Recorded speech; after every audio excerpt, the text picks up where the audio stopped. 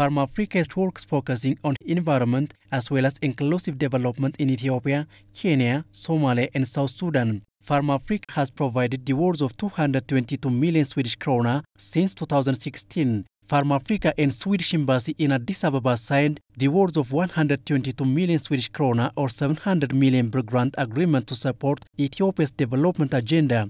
Thank you very much. Thank you. Pleasure.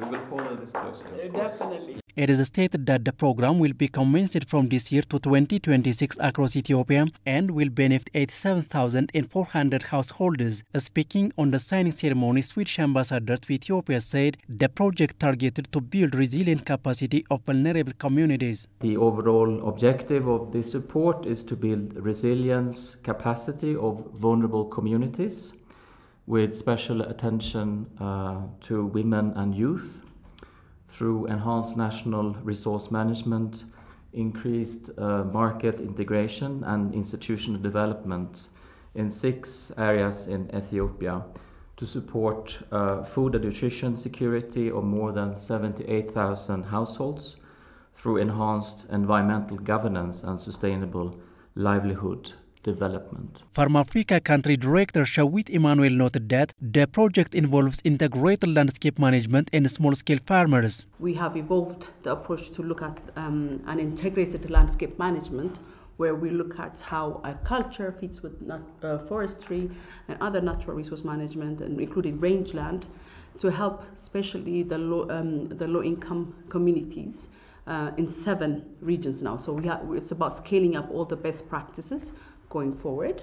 And I just want to say thank you so much for your continued support the Swedish government has extended. Ethiopia is grappling with climate change and acidic soil, which resulted loss of productivity. The Minister of Agriculture said the project is vital to support Ethiopia's endeavor to tackle climate change. Cycle of drought and flood. This year alone, we have lost thousands of lives and livelihoods to drought, as well as subsequent flood when the rain came in.